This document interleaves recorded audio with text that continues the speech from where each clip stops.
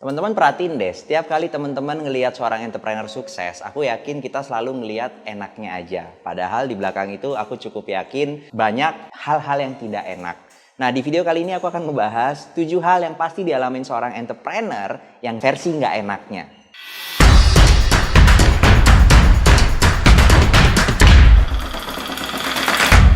Nah, sebelum dimulai, teman-teman, aku ada 2 video yang kurang lebih aku bisa sangkut pautkan dengan apa yang aku bahas hari ini. Nomor 1, ada 8 tipe entrepreneur yang teman-teman bisa temuin di link di atas ini.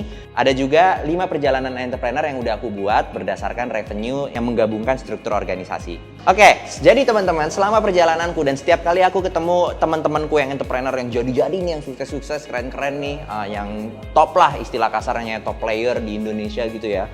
Aku melihat ada beberapa persamaan antara aku dengan teman-temanku yang bener-bener sukses banget. Nah, ini aku compile kurang lebih menjadi 7 hal yang biasanya kita juga lalui dengan di antara teman-temanku yang entrepreneur ini juga dan juga aku lalui. Nomor 1 adalah rata-rata entrepreneur yang udah jadi itu selalu membahas bahwa kita selalu kekurangan modal. Kita nggak punya modal untuk A, kita nggak punya modal untuk B.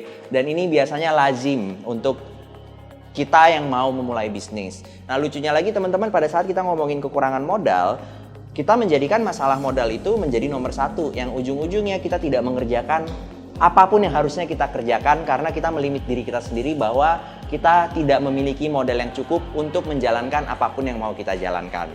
Jadi menurutku pribadi, kebanyakan teman-temanku yang jadi-jadi ini nih, modal tuh tidak menjadi sebuah alasan untuk menjadikan sebuah perusahaannya menjadi perusahaan yang gigantic.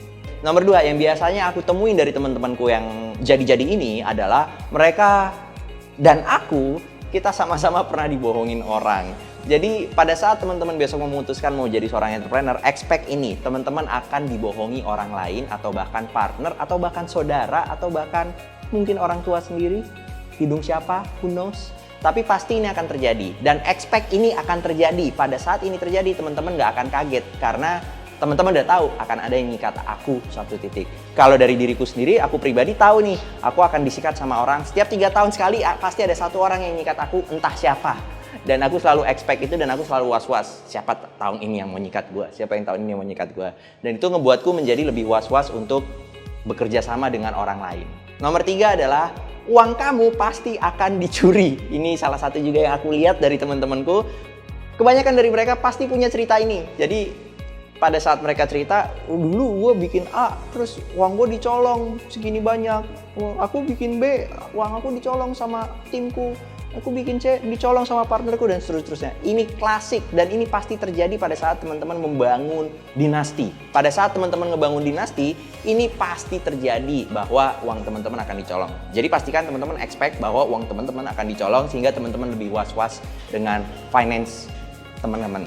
Yang juga aku selalu temukan, nomor 4 ini, aku juga selalu temukan bahwa orang terdekat kamulah yang sangat mungkin mengkhianati kamu.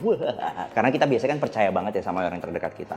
Tapi aku cukup yakin rata-rata dari semua entrepreneur yang pernah aku temui, mereka juga pernah punya cerita yang sama bahwa aku disikat sama saudaraku, aku disikat sama omku, aku disikat sama tanteku, aku disikat sama sepupuku dan seterusnya. Atau bahkan sahabat baik gua Sal dari SD, lu bayangin Sal dari SD, bla bla bla bla bla bla. Jadi aku mengambil kesimpulan bahwa pasti setiap perjalanan teman-teman mau menjadi seorang entrepreneur, ini akan terjadi. Orang terdekat kamulah yang kemungkinan besar akan menyikat kamu entah dari sisi mana. Nomor 5 nih teman-teman, adalah kamu tidak akan hidup nyaman di tahun-tahun awal teman-teman menjadi seorang entrepreneur.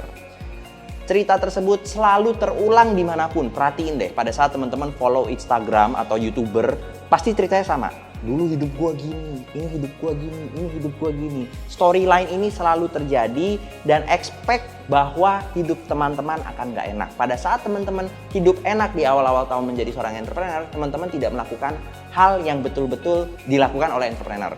Kenapa aku bisa ngomong gini? Balik lagi, datasetku adalah teman-temanku nih yang entrepreneurnya jadi-jadi nih, yang omsetnya 70 miliar sebulan, 100 miliar sebulan, 8 miliar sebulan. Rata-rata ceritanya sama. Expect ini, dan pada saat teman-teman merasa hidupnya nyaman di tahun pertama, aku cukup yakin teman-teman tidak melakukan hal yang lebih baik. Nomor 6, ini juga klasik nih. Teman-teman akan rugi karena tidak memahami regulasi. Ini terjadi di aku, terjadi di temanku juga, terjadi juga di banyak entrepreneur. Jadi kadang-kadang kita melakukan sesuatu tapi kita tidak paham atas regulasinya tersebut karena kita tidak pernah tahu ada regulasi tersebut. Jadi sebenarnya satu sisi nggak bisa kita salahin diri sendiri, tapi pada saat regulator itu datang kita salah. Contohnya, aku kan banyak bekerja sama dengan regulator di Indonesia. Contoh paling gampang, Bea Cukai, perdagangan, perindustrian, bahkan polisi, kantor pajak, dan kawan-kawan. Kan banyak banget tuh regulator yang meregulasi ke hukum-hukum yang ada di Indonesia ini. Dan kadang-kadang saking banyaknya regulasi, kita juga nggak tahu harus memahami yang mana. Jadi teman-teman kemungkinan besar juga akan mendapatkan hal tersebut. Teman-teman akan mengalami kerugian untuk membayar denda atau apapun itu kepada regulator. Contoh paling gampang di aku pernah kena denda sampai 1,5 miliar untuk bayar pajak karena yang menurutku kesalahanku juga. Kenapa kesalahanku? Karena aku nggak tahu. Artinya aku kurang belajar. Expect ini akan terjadi pada saat teman-teman menjadi seorang entrepreneur. Dan hal ini aku lumrahkan. Kenapa ini bisa terjadi? Karena datasetku juga ngomong kayak gitu. Kemarin gue kena ini, kemarin gue kena ini, Ya memang begitu gitu permainannya. Yang aku maksud main di sini bukan artinya nyogok atau apa ya, karena memang mengikuti regulasi ya.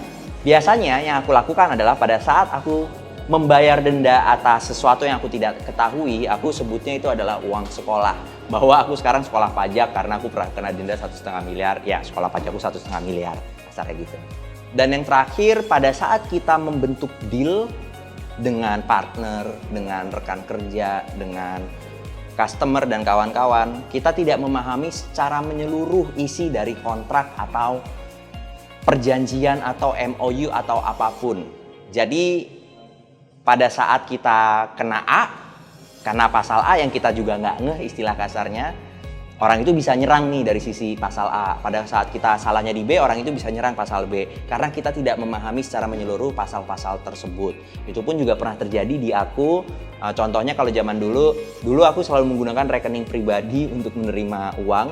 Tapi ternyata bisa loh dari customer atau dari partner atau dari manapun menyerang pribadiku langsung. Gitu. Ini pengalaman pribadi nih. Teman-teman expect akan terjadi juga di teman-teman. Jadi itu 7 yang pernah aku alamin dan juga data ini pernah aku dapatkan dari teman-temanku yang omsetnya juga gede-gede, gila-gila. Dan aku bisa mengambil garis merah bahwa 7 hal ini yang tidak enak ini akan terjadi di hidup teman-teman pada saat teman-teman memutuskan dirinya menjadi seorang entrepreneur. Coba perhatikan aja Instagram teman-teman. Kalau teman-teman follow YouTuber entrepreneurs atau Instagram entrepreneur dan kawan-kawan, ceritanya aku cukup yakin sama. Garis merahnya ada dan kurang lebih aku jabarkan di 7 ini.